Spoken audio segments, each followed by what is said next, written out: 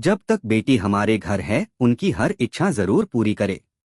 5 साल की बेटी बाजार में गोलगप्पे खाने के लिए मचल गई। किस भाव से दिए भाई? पापा ने सवाल किया। 10 रुपए के 8 दिए हैं, गोलगप्पे वाले ने जवाब दिया। पापा को मालूम नहीं था गोलगप्पे इतने महंगे हो गए हैं। जब वे खाया करते थे तब तो 1 रुपए के 10 मिला करते थे। पापा ने जेब में हाथ डाला, 15 रुपए बचे थे। बाकी रुपए घर की जरूरत का सामान लेने में खर्च हो गए थे। उनका गांव शहर से दूर है, 10 रुपए तो बस किराए में लग जाने हैं। नहीं भई, 5 रुपए में 10 दो तो ठीक है, वरना नहीं लेने। यह सुनकर बेटी ने मुंह फुला लिया। अरे अब चलो भी, नहीं लेने इतने महंगे। पापा के माथे पर लकीरें उभर आईं। अरे खा लेने दो ना साहब, अभी आपके घर में है तो आपसे लाड़ भी कर सकती है। कल को पराए घर चली गई तो पता नहीं ऐसे मचल पाएगी या नहीं। तब आप भी तरसोगे बिटिया की फरमाइश पूरी करने को। गोलगप्पे वाले के शब्द थे तो चुभने वाले, पर उन्हें सुनकर पापा को अपनी बड़ी बेटी की याद आ गई, जिसकी शादी उसने 3 साल पहले एक खाते पीते पढ़े लिखे परिवार में की थी। उन्होंने पहले साल से ही उसे छोटी छोटी बातों पर सताना शुरू कर दिया था। 2 साल तक वह मुट्ठी भर भर के रुपए उनके मुंह में ठूंसता रहा, पर उनका पेट बढ़ता ही चला गया। और अंत में एक दिन सीढ़ियों से गिरकर बेटी की मौत की खबर ही मायके पहुंची। आज वह छटपटाता है कि उसकी वह बेटी फिर से उसके पास लौट आए और वह चुन चुनकर उसकी सारी अधूरी इच्छाएं पूरी कर दे। पर वह अच्छी तरह जानता है कि अब यह असंभव है। दे दूं क्या बाबूजी?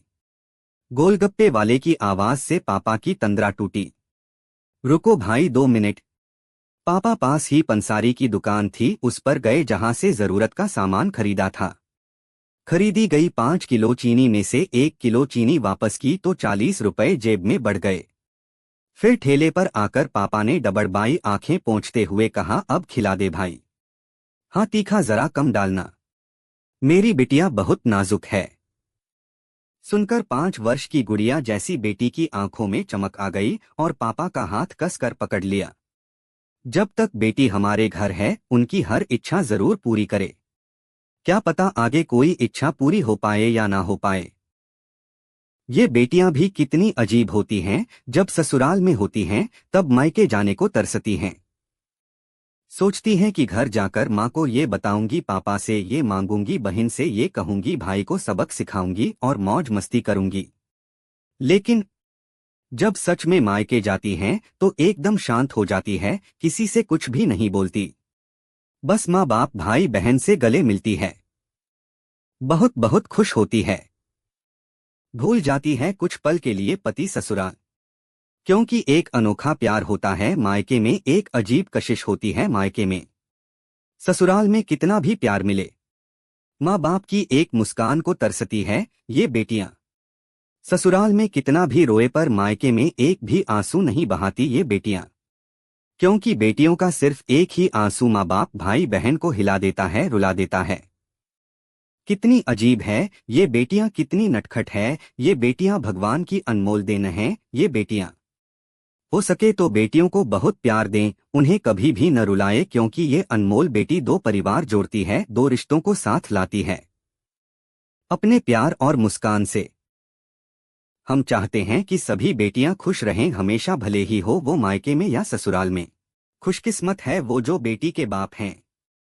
उन्हें भरपूर प्यार दे, दुलार करें और यही व्यवहार अपनी पत्नी के साथ भी करें, क्योंकि वो भी किसी की बेटी है और अपने पिता की छोड़कर आपके साथ पूरी जिंदगी बिताने आई है। उसके पिता की सारी उम्मीदें सिर्फ और सिर्फ आपसे हैं।